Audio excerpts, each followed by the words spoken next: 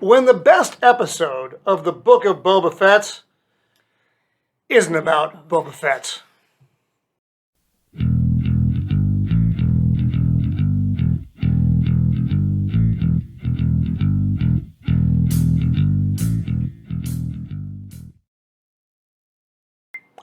Greetings, and welcome to Roman of the Empire. I am your host, Roman. Again, with me is my co-host, Wendy. And today we are going to be talking about Episode 5 of the Book of Boba Fett. Before I even give you the title, the whole thing is essentially spoilers. What I will say before I won't even tell you the title, I will say this was my favorite episode of the season, which after the last couple episodes is a big deal. So if you stopped watching, give it a chance again, because I can practically guarantee you're going to like this. And if you've never watched the show before, in which case I don't know why you're watching this, but that's okay. This is the point to just pick it up. Yeah, just start at 5. So, Episode 5, The Return of the Mandalorian. I liked nearly the entire episode. Just about everything about this was very appealing. There was hardly anything negative. Like, nitpick becomes negative, just nitpick. So it goes down to this much as opposed to this much. So, as I mentioned in the opener, Boba Fett is not in this episode at all. This episode is practically all Mando, which was awesome. Great seeing him back. And picked up right where he left off. And Jon Favreau is clearly more comfortable writing Mandalorian than he is Boba Fett. Yep. We talked about that a little bit before, and he writes Mandalorian very well. Boba Fett's not so much. No. Boba! So, this episode starts off it's a butcher shop of some kind, and it's a dog-like critter species that's running the thing. That's kind of irrelevant. So, 30 seconds in, you know this is going to be different. The tone of it feels different. The music just chimes, and you know you're in for something. Those plastic kind of dividers that hang in butcher shops, if you've ever been in one or been forced into one and managed to escape, maybe. You see a familiar silhouette behind. You think it's probably Boba Fett's, and it opens up, and it is bright, shiny Mando. And you are in for a treat for the rest of the episode. I thought it was going to be a guest star spot, and it is not. It is Mando for the whole episode. I literally had to check to make sure I was watching the right series. So Mando's there on a bounty. He's back to bounty hunting after his trip with Grogu. He's there to get the butcher dog The head fella, of whatever crime family guy, that guy. their boss. He owes money to someone. Who the someone is irrelevant. But he does his good old delivery line. I can bring you in warm. I can bring you in cold. Doesn't matter. And the fun ensues. Yes. Mando takes out the Dark Saber because they start shooting away because that's what dog folk do, I guess. Or stabbing, or whatever they did. Whatever it was a violent act against him. And he pulls out the Dark Saber, which he won from Moff Gideon in the final episode of The Mandalorian. And he commences to hacking. He wielded that thing like a master Jedi. Had a great time with it. Except for the whole novice part. He did. So he's cutting the dog folk literally in half. These aren't oops cuts. This is not hidden. They're just good stab throughs, hacking in half. It's glorious. Puts the dog feller's head in a bag. Tells the rest of the dog folk the credits in there aren't mine. You're welcome to them, and goes on his way. Now he did. He made a Bobo. Yeah, he gave himself a good cut in the leg with the Dark Saber, which we talked about. This looks like it was really close to the end of The Mandalorian. Yeah, it had to be immediately following, yeah. So he's not been, wielding the Dark Saber and learning how to use the weapon. this is something this may, as far as we know, this could be the first time he's even fighting with it. Yeah, it appeared to be from the fact that he Oh. made a big gash down his thigh. Yeah, which isn't good. Isn't good. So he goes to collect his bounty. First, we find out he's on a ring world, which is not unlike Halo. Yeah. And visually, the effects in this beautiful. were glorious. This looks Sunlight goes great. through. It was really pretty. When he's riding in the elevator. Mhm. It looks good. Yeah, great graphics.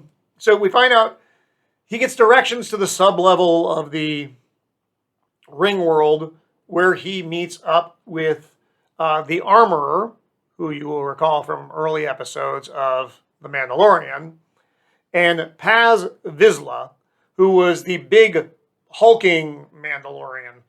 So they're the only two left from his particular clan. Everybody else got killed off in The Mandalorian, which you probably recall. So this was a surprise. This was a surprise to see them.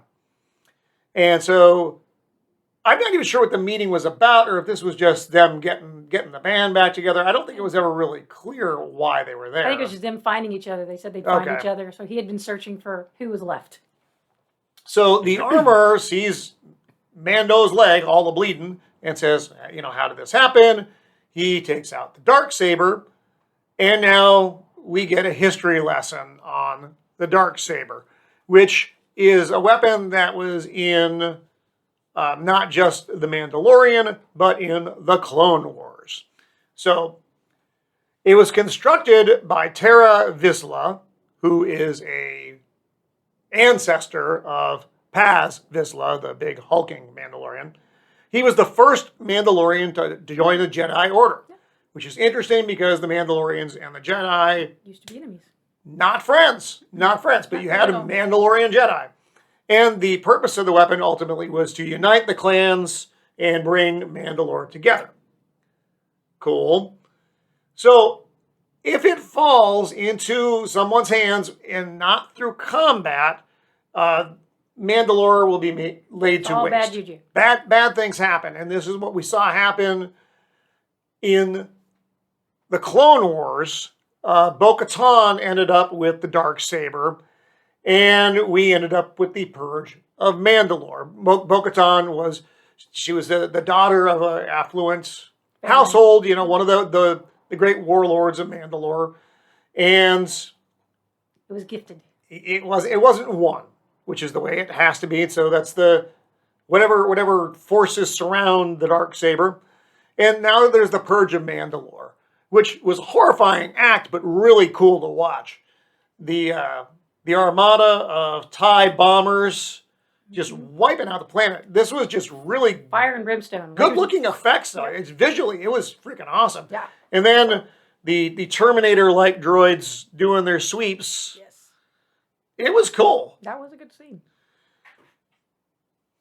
Sorry, Flannery of the Empire is knocking on the door to come in the garage. Apparently, she's also very interested in this episode of Boba Fett. So, all those effects were just really good. So we get this history lesson, and a lot of it, if you've seen the Clone Wars, you are familiar with, and then also in The Mandalorian. So Paz Vizsla, the big hulking Mandalorian, decides he wants his ancestor's weapon. So he challenges Mando, whose name is Din Djarin, which is a name that is not used very Not very often. often. You don't hear his real name, but yeah. This is maybe the third Maybe third or fourth time, yeah. you've heard the name used. The armorer uses it. So he challenges Mando, who we will just call Mando, to combat because he wants the weapon. And this was, I think, a well-constructed fight scene. Mando's a much smaller dude. They both take off their jetpacks. It's a very ritual going into it kind of fight. Swords only. So Mando has the Dark Saber, and Paz has Some type of just small different sword. blade weapons, Yeah. and he's got a shield on his forearm armor. It's some kind of light Power shield. generated thing going on. So they go at it. Oh, I'm sorry, we skipped a step. Mando is getting lessons from the armorer on the Dark Saber. She's familiar with the weapon. He's not doing well.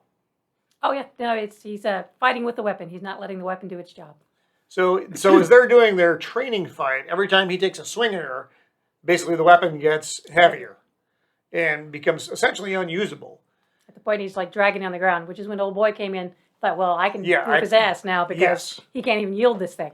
He's not worthy. He's thinking.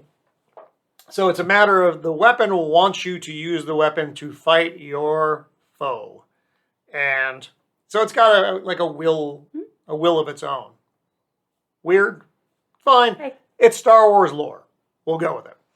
So they're banging each other around pretty well. The big guy's just knocking Mando's head against everything, and finally it comes down to Mando drops the Dark Saber. Goes to a smaller weapon. And does some kind of Mando move. You'd have to see it. I am clearly not a Mandalorian warrior. It's a really cool jiu-jitsu move. You have to watch it. And now has a small knife to the throat of Paz. And we call a stop to. The armor brings it to a halt. And there's the fight, but there's also the ritual around the fight. And she asks Paz, has anyone ever removed your helmet, or have you ever removed your helmet or had your helmet removed? He can answer, Never. no. Then it's Mando's turn. And if you saw The Mandalorian, you know he had to remove his helmet. And now, there's only a couple other people who knew this. Like maybe 2 people. Like 2 people. 2 people. Maybe 3. Not many. But no one else knows this, and no one else would certainly tell this. But Mando, being the Mandalorian he is, He was honest. Tells the truth. Because this is the way. And then the armorer tells him... I was telling you, you're no longer a Mandalorian. Yeah, he basically got excommunicated from that religious sect of the Mandalorians. Which, if you'll recall from The Mandalorian, Bo-Katan had told Mando that the whole helmet off thing was a very small sect, pretty heavy-duty, fanatical version of the Mandalorians. But those are his people. That's who he ended up with when he was a foundling. So that's the rule he follows. And he's like, is there any way I can redeem myself? And the armorer tells him the only way he can do it is to... bathe in the waters and the mines of Mandalore. Which has been destroyed for all we know. Buried underground, probably. It's Star Wars, so things can happen, but she's telling him to go do a thing which on surface level seems to be an impossible task.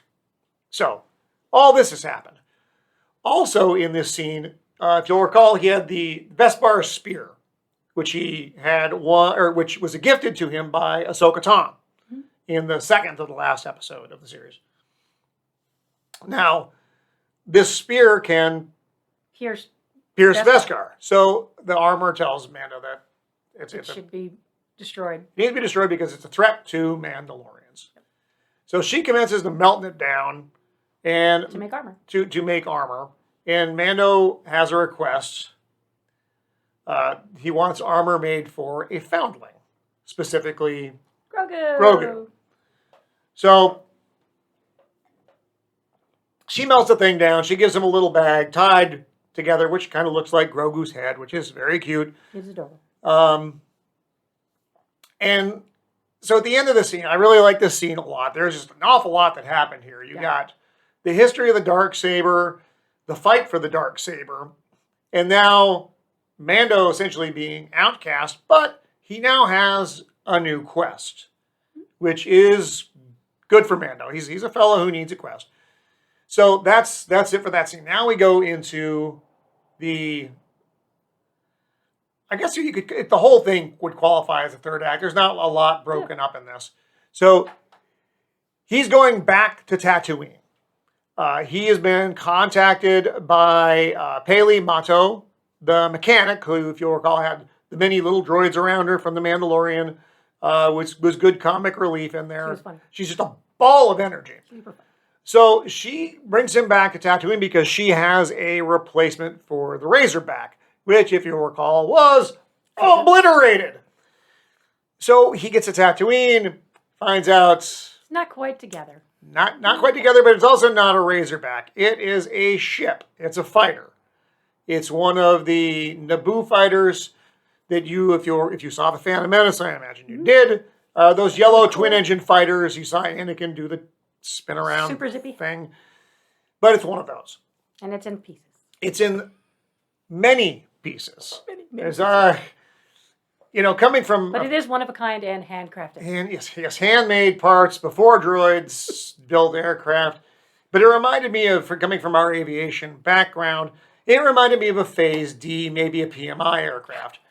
Which case the aircraft is torn down basically to its frame with bones. some components still remaining, and it takes weeks to months to rebuild. To find all the parts that have been salvaged from it. But they pulled it together in a single episode, so good on them. But they did have help. From the Jawas. The Jawas. The Jawas, those are crafty little fellas. Always finding things. We learned something horrible about the Jawas this episode. Well, yeah. So Paley Mato revealed that she had relations. with the Jawa.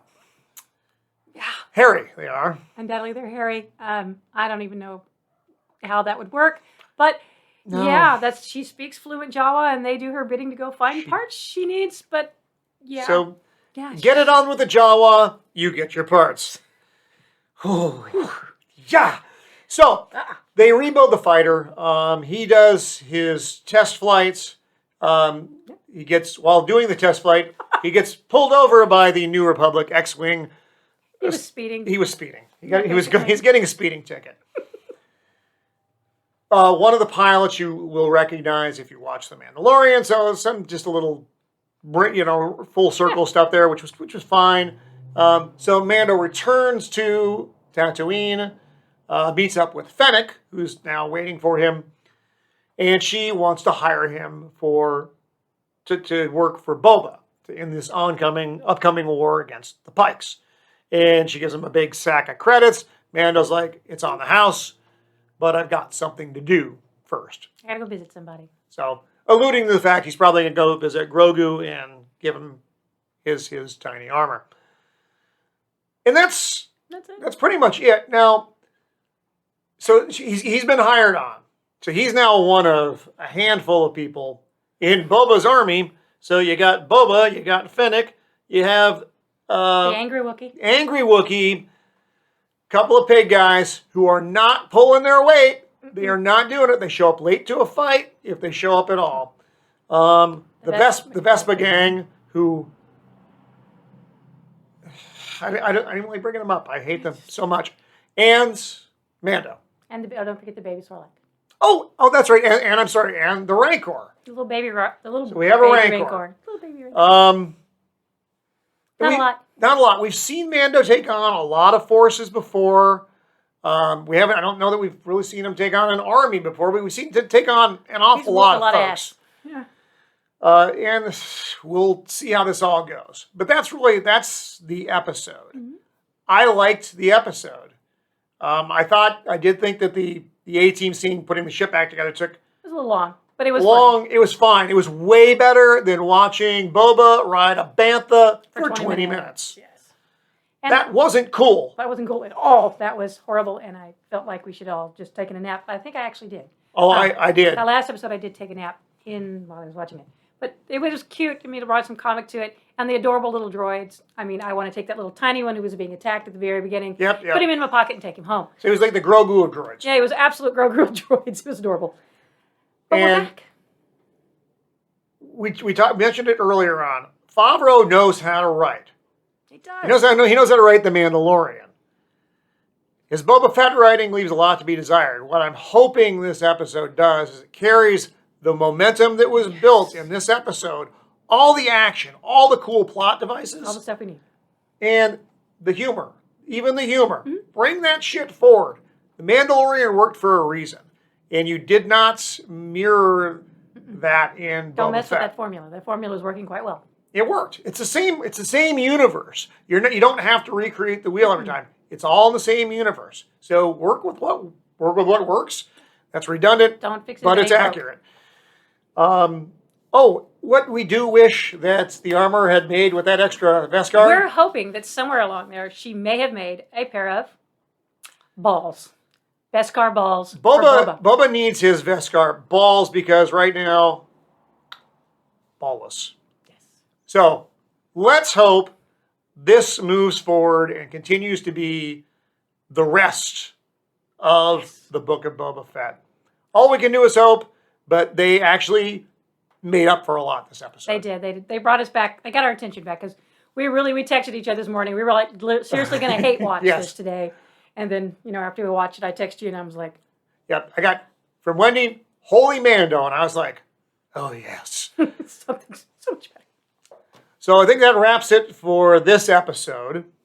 This has been Roman of the Empire with my co-host Wendy. Signing off. Be kind.